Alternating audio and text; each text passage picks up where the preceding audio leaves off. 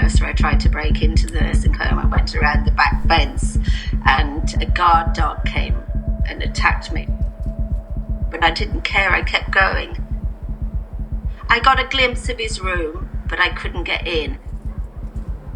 You know, we're married in sickness and in health till death us do part. And the COVID virus is parting us at this stage of our lives.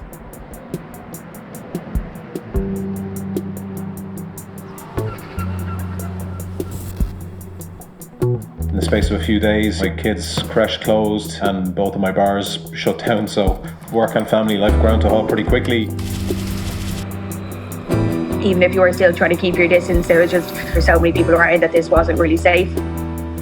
Everything had to close. All my projects got cancelled in a day. It's really affected my anxiety. I think with anxiety, it's all about anticipation. And there's so much anticipation because we don't know what's going to happen.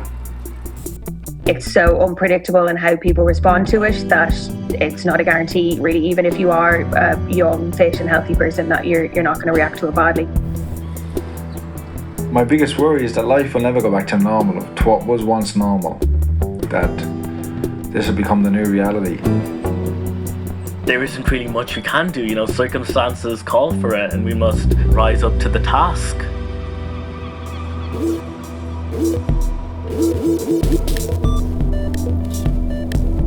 I spent 18 days in hospital with the COVID-19. I felt awful, and aches and pains and cough and a severe headache. Breathing was very, very, very difficult. They told me afterwards that they weren't too sure if I would survive this. I'm a very positive person, so it's wonderful to be alive and it's wonderful to be out here, even though there's a lockdown. All the staff, the nurses and the doctors, they did everything and they were just super. The responsibility of the ICU nurse in this particular pandemic is much, much higher than usual. Obviously, when you're looking after 6 critically ill patients instead of 1, most of whom, given the nature of the virus, will be on a ventilator, which in itself requires a lot of work. I actually live with my mother, so coming home, we're trying to social distance within the house. If I touch anything, I'm trying to make sure I wipe it down after me. I'm obviously working in a really, really high risk area. There's no chance that you would turn around and just say, I'm not going in. You're definitely always going to, keep going into work for as long as you can to try and help everybody through it. This was a huge learning curve for the fire brigade. We're treating everything as a suspected COVID case. So I'm trying to talk to the family at a distance. We're wearing full goggles, a face shield, a gown and double gloves like they've arrived off a spaceship. It seems now like there's an invisible barrier between us, that you can't come close to us, we can't go close to you, and even though you can peel off the gown, you can clean down everything, there's still a sense of fear that like you're walking out of work, having been so close to this and seeing this and then bringing it home to your family. Yeah, maybe what will come out of this will be positive, that the people who are taking care of us now, the healthcare workers and actual people who serve society, that they will actually be appreciated the way they should be. When this is all over, I hope they get whatever they want in terms of pay and support.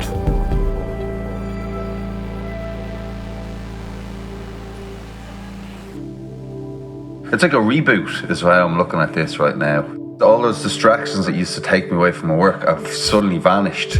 So I've been painting solid for the last 2 weeks. That's what creatives do. We have to work and adapt to our situations and circumstances, and that's what we do. We respond to them with our work. I'm actually loving the vibe. It's like years ago in the flats. The community here, you can see everything coming together. I had 6 gigs cancelled in the last month. The thing is, people are eager for art, music, film, everything right now. You're kind of just spending the whole time figuring out how can I translate what I'm doing through the internet,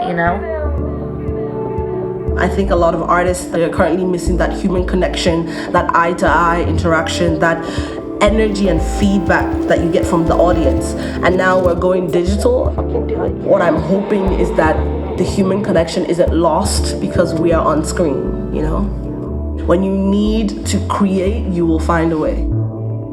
I make collages, so I need to spread out a lot. So being in this small room, it does feel a bit suffocating. I also do a lot of workshops, so I've kind of brought them online. I think people have adapted really quickly, and I hope this will kind of be an opportunity for things to improve. I'd like to see a slower world.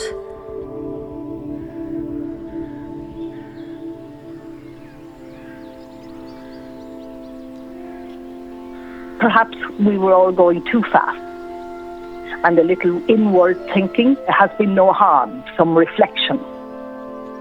I feel I'm coping with it very well. I think a good telephone conversation can really do the trick.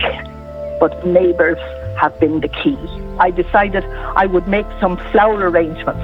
So I dropped them in my porch, and people I know from the area, I just asked them to drop in for them. It's just to bring a little bit of colour to other people's lives.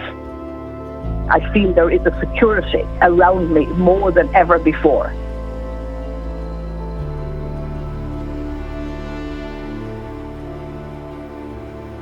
I live in a big apartment block and I didn't know any of my neighbours at all. And we started a WhatsApp group in early March, just in case anybody needed grocery shopping or whatever it might be, because they're isolating. And now we're beginning to get to know each other. And that feels quite nice, actually. I'm a coach, counsellor and psychosocial educator. We all cope slightly differently with the same situation. You look around and the sensationalism of the media, of course, wasn't helping.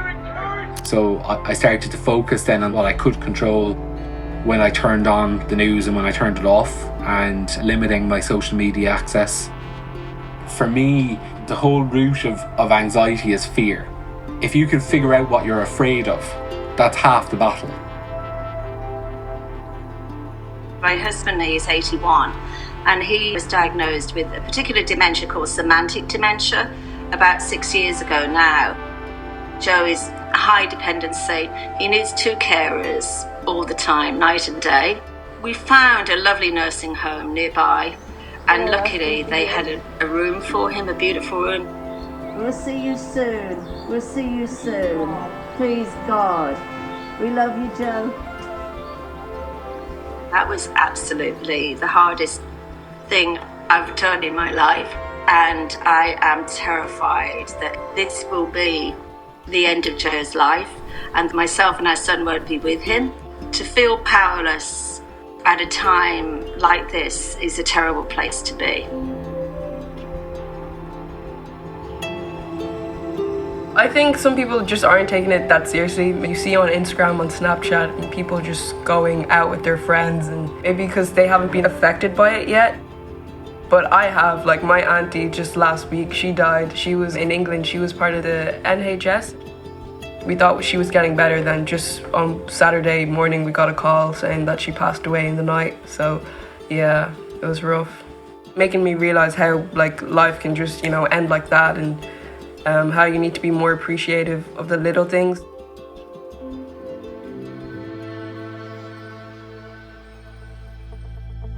When this all ends, the first thing I'll do is hug my mum and dad. I really cannot wait to finally get out of the house and just to have a day out with my friends. Train in the gym, exercise with other people. I find the open space, I miss that. Walking and the fresh air. Immediately, if it was normal tomorrow, I'd cycle out to Sea Point to go swimming. And then on the weekend, we'd go camping. Definitely just being able to get out further than 2 kilometres, some normal social contact. Get laid. I miss it all. I miss dancing.